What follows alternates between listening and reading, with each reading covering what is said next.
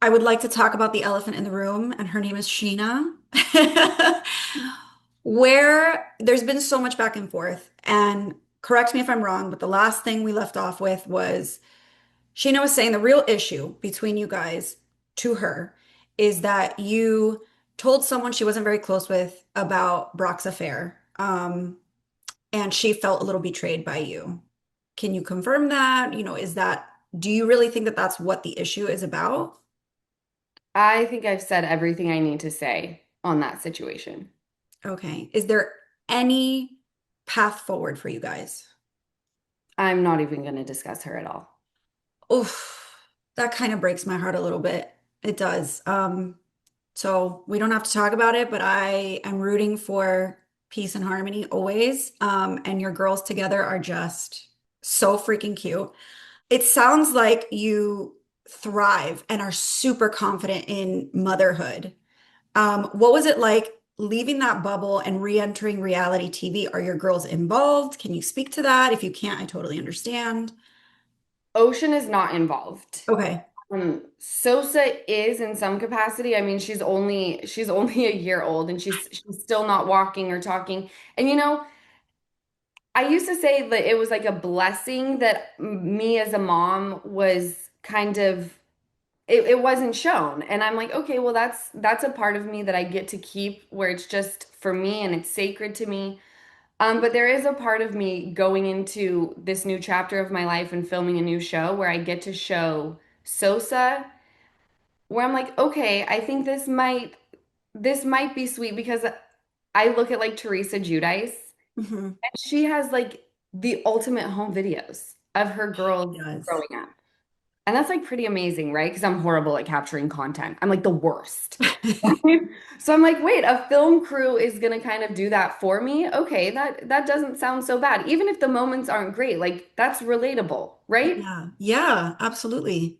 So it's been weird being back.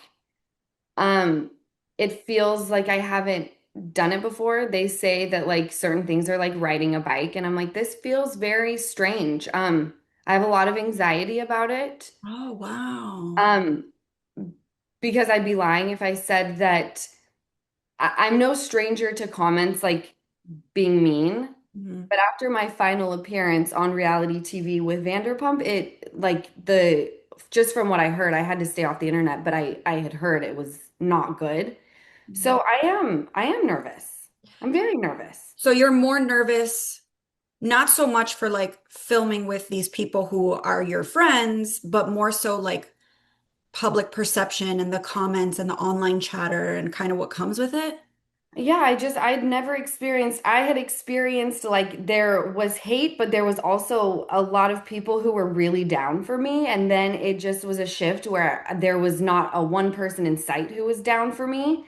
And I used to pride myself on being able to not care about those things and kind of compartmentalizing where it was like we're gonna separate reality from reality, and that was the first time where it was really hard to do that. So coming into this show, I am who I am, and I for some reason for the life of me cannot change certain things. I start having another out of body experience where I'm like, shut the up, La, shut up. And then I leave and I overthink and I'm like, oh my, this is difficult. I am thinking about what people will think of me. I'm so fascinated by your motherhood journey. Do you foresee yourself wanting to have any more children? I'm so back and forth on a third. Really? Yeah, Sosa is very like she's so clingy to me, which is amazing. Like, of course, I chose to have a baby on my own because I wanted her to be all mine, right? Um, but she's very different than Ocean. Like Ocean from the youngest age, like 7 months, she was being bounced back and forth. So she has an independence that's crazy. Wow. Um, I need to give it some time to see. But then I look at Sosa and I'm like, okay, if something were to happen to me someday, like Ocean has sisters that she can go and be with. Sosa's kind of going to be solo. So I think about that too and I'm like, okay, we have to have another so that she has somebody. Yeah. Um I'm pretty sure we'll do a third, but I'd be lying if I say there are moments where I'm like, I'm done. I'm getting my boobs done. We go out and live our best life. Like the kid stage is over. So we're back and forth. But I feel like every mom goes through that. Yes. And for Once you some get through, reason, I hear it very frequently from two to three. There's a lot of back and forth with two to three for some reason. yeah, I've Yeah. actually heard that too. Every time you, because two, it's like you've got it. They have a sibling, you're all good. Um, I think once we get through, like, not saying that Sosa's tough. She's actually a very easy baby. She just wants mom all the time. Mhm. So I'm exhausted all the time. But hey, I chose this life and I wouldn't have it any other way. Would you consider if like you woke up and you were like very confident, I'm doing a third, would you choose a sperm donor again I or would use the same donor as, the same donor? Okay. yeah, I've got a lot of his goods. Got a lot. Well, Sosa is gorgeous. Both your girls are absolutely stunning. Thank you. So, don't fix what's not broken. I mean, I if that, know. you know what I mean? So, I like it's so sad because I only saw pictures of like the donor as a toddler and then like the first school picture. And you never saw this man as an adult? no, I didn't want to. Yeah. Is that typical? I think it depends. There, like when you sign up so that you can like go through the donor process, there are some donors who say put my adult photo on there, and there are some donors who are like, I don't want my adult photo Okay. out there.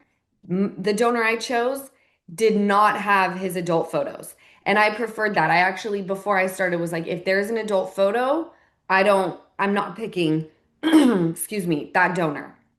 Interesting. It made too much of a connection, which is what Yeah. I'm trying to avoid. I don't Yeah. want to be out here going, "Oh my gosh, is that my baby's donor that I Yeah. just saw?"